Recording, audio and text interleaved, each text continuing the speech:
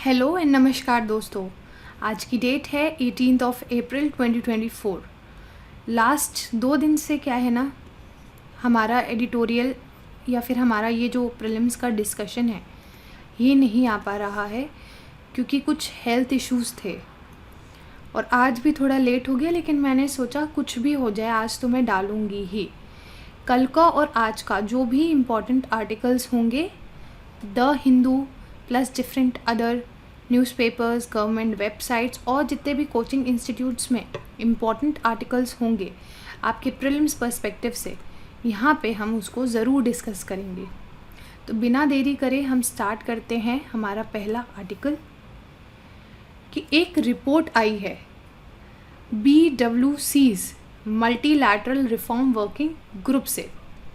BWC यानी कि Bretton Woods committee, जो कि अभी बना है ताकि ये देखा जा सके कि मल्टीलैटरल सिस्टम को कैसे और मजबूत बनाया जाए।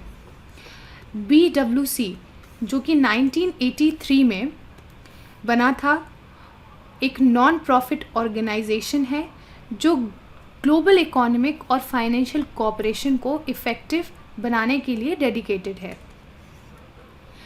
BWIs यानी कि आपका वर्ल्ड बैंक हो गया और IMF है। 1944 में 43 देशों ने सेटअप किया था ताकि पोस्ट वॉर इकोनॉमी को बिल्ड किया जा सके और इंटरनेशनल इकोनॉमिक कोऑपरेशन को भी बढ़ावा दिया जा सके। इन इंटरनेशनल फाइनेंशियल इंस्टीट्यूशंस की वजह से ग्लोबलाइजेशन और हाई ग्रोथ हुई है, जिससे ग्लोबल पॉपुलेशन को भी फ़ायदा हुआ है। लेकिन रिपोर्ट में 2 बड़े चैलेंजेस हाईलाइट किए गए हैं। कौन कौन से हैं ये? एक है ग्लोबल क्राइसिस और दूसरा है स्लो प्रोग्रेस। देखो, ग्लोबल कॉमन्स में क्राइसिस डोमिनेट कर रहे हैं जो वर्ल्ड इकोनॉमी पे काफ़ी बुरा असर डाल रहे हैं, जैसे हेल्थ हो गया, एजुकेशन हो गया, प्रोडक्टिविटी हो गया। इनमें गेन्स को इरोड किया जा रहा है। अब स्लो प्रोग्रेस की अगर हम बात करें तो इन चैलेंजेस को एड्रेस करने में प्रोग्रेस जो है स्लो है, क्योंकि ग्लोबल इकोनॉमी जो है आपकी फ्रेगमेंटेड है और जियोपॉलिटिकल टेंशन्स भी काफ़ी बढ़ रही हैं। अब रिकमेंडेशंस जो दी गई हैं आपकी BWIS को स्ट्रेंथन करने के लिए, वो क्या हैं? कुछ ऐसी हैं। पहला है BWIs यानी कि ब्रेटन वुड्स इंस्टीट्यूशंस में मिनिस्टीरियल लेवल काउंसिल्स बनाने की सलाह दी गई है जो ग्लोबल कॉमन से रिलेटेड इशू को देखेंगे। फिर क्लाइमेट चेंजेस को सामना करने के लिए जो फंड्स और इंस्ट्रूमेंट्स डिज़ाइन करने की बात कही गई थी, उसको भी इम्प्लीमेंट किया जाए। थर्ड क्या है?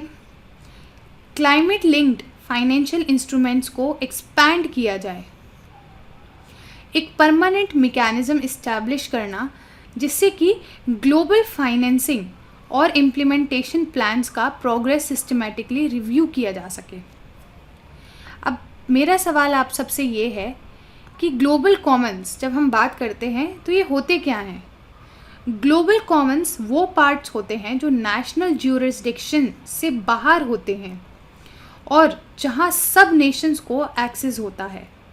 इंटरनेशनल लॉ में 4 ग्लोबल कॉमन्स आइडेंटिफाई किए गए हैं। कौन कौन से? हाई सीज, एटमॉस्फेयर, एंटार्क्टिका और आउटर स्पेस।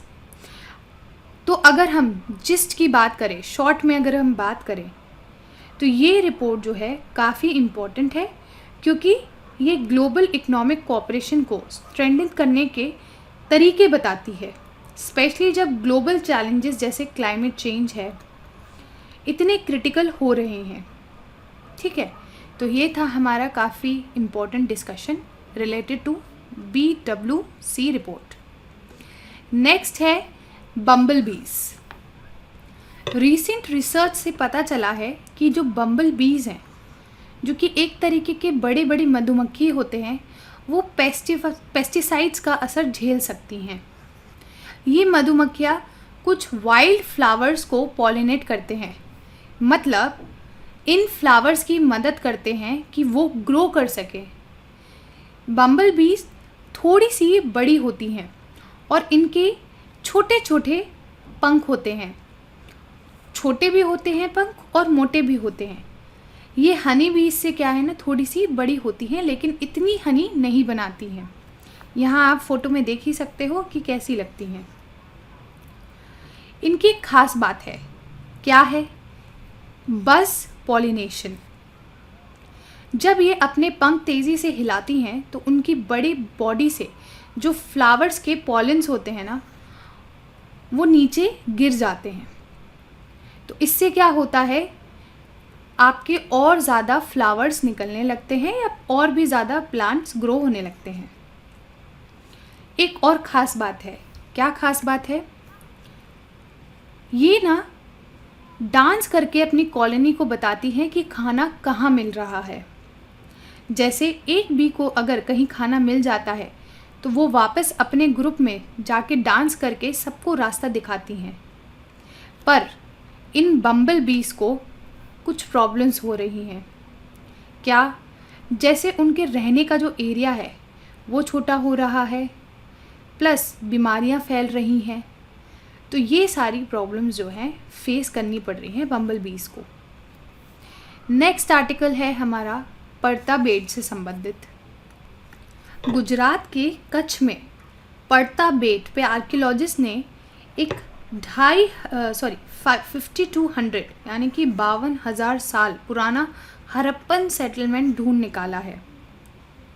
ये जूना खाटिया के पास है, जो कि एक अर्ली हड़प्पन नेक्रोपोलिस है, यानी कि मास बरियल साइट है। यहाँ देखो, एक मिनट मैं वो स्लाइड खोल देती हूँ। ऐसी होती है मास बरियल साइट्स। अब जो एविडेंस मिले हैं ना, वो बताते हैं कि यहाँ अर्ली हड़प्पन पीरियड से लेकर लेट हड़प्पन पीरियड तक लोग रहते थे। पॉटरी में कुछ नई तरह के सिरेमिक आर्टिफैक्ट्स मिले हैं, जैसे बड़े स्टोरेज जार्स, छोटे बाउल्स और डिशेस। और कुछ आर्टिफैक्ट्स भी मिले हैं, जैसे सेमी प्रेशियस स्टोन्स के बीड्स जो कार्नेलियन और अगाटे से बने हैं। आप सब ने ज़रूर आर्ट एंड कल्चर में ये सारी चीज़ें पढ़ी होंगी। टेराकोटा, स्पिंडल वॉल्ट्स, कॉपर और लिथिक टूल्स भी यहाँ पे पाए गए हैं। मतलब ये कि वहाँ के लोग काफ़ी स्किल्ड क्राफ्ट्समैन थे। अब एनिमल बोन्स भी मिले हैं, जो कैटल, शीप या गोट के हैं, और कुछ एडिबल शेल फ्रेगमेंट्स भी, जो ये इंडिकेट करते हैं कि एनिमल डोमेस्टिकेशन भी होता था। मतलब कि वहाँ के जो एनिमल्स को पालते थे उनका ध्यान रखते थे और उनसे मिल्क वगैरह लेते थे वहाँ के लोग। तो काफ़ी इम्पॉर्टेंट साइट हो जाती है, क्योंकि प्रीलिम्स में हड़प्पन साइट से डायरेक्ट क्वेश्चन आता ही है।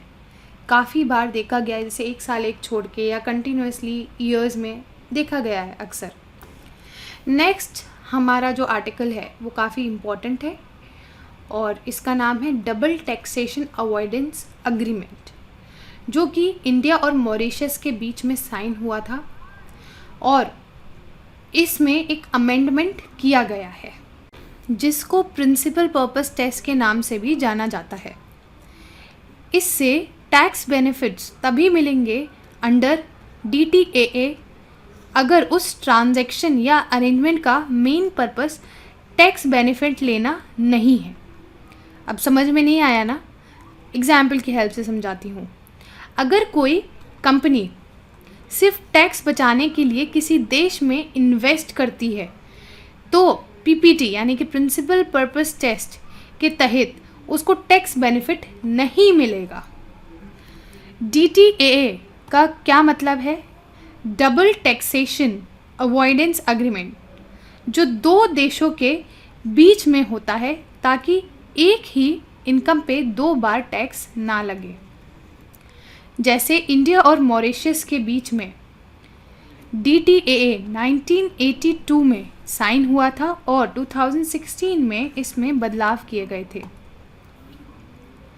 DTAA का फ़ायदा ये है कि ये क्रॉस बॉर्डर इन्वेस्टमेंट को बढ़ावा देता है, क्योंकि इससे फॉरेन इन्वेस्टर्स पर टैक्स का बर्डन कम होता है। इससे दोनों देशों जहाँ से इनकम आई है यानी कि सोर्स, और जहाँ का रेसिडेंट है यानी कि रेसिडेंस, के बीच टैक्स का हक बराबर बनता जाता है। इससे इंटरनेशनल इनकम पर टैक्स लगाने में सर्टेनिटी आती है। लेकिन DTAA के कुछ इश्यूज़ भी हैं। एक बारी हम इश्यूज़ की बात कर लेते हैं। ट्रीटी शॉपिंग, जब किसी तीसरे देश के लोग जो DTAA का हिस्सा नहीं है वो इसका फ़ायदा उठाते हैं। सेकंड, डबल नॉन टैक्सेशन, लोग DTAA का मिसयूज़ करके दोनों देशों में टैक्स देना अवॉइड कर देते हैं। थर्ड, डिफरेंशियल इंटरप्रिटेशन, अलग अलग देशों का टैक्स ट्रीटीज़ को अलग तरीके से इंटरप्रेट करना जिससे डिस्प्यूट्स लंबी चल सकें। तो ये हैं इनके चैलेंजेस। बेस इरोजन और प्रॉफिट शेयरिंग यानी कि BEPS, यहाँ देखो ये BEPS टैक्स प्लानिंग स्ट्रैटेजीज़ का जिक्र करता है, जो टैक्स रूल्स के गैप्स का फ़ायदा उठा के प्रॉफिट्स को हायर टैक्स वाले जुरिसडिक्शन से लोअर टैक्स वाले जुरिसडिक्शन में शिफ्ट कर देती है। Multilateral convention to implement tax treaty related measures to prevent BEPS international tax rules को अपडेट करता है और मल्टीनेशनल इंटरप्राइजेस की टैक्स अवॉइडेंस की संभावना को कम करता है। यहाँ देखो, इंडिया ने इस कन्वेंशन को 2017 में साइन किया था। इससे समझने में हेल्प मिलती है कि गवर्नमेंट्स कैसे मल्टीनेशनल कंपनीज़ के प्रॉफिट शिफ्टिंग और टैक्स अवॉइडेंस को रोकने के लिए काम कर रही है। तो ये था हमारा इम्पोर्टेंट आर्टिकल्स आज के और कल के मिला के। कल फिर मिलते हैं कुछ और इंटरेस्टिंग और इम्पोर्टेंट आर्टिकल के साथ। Thank you very much.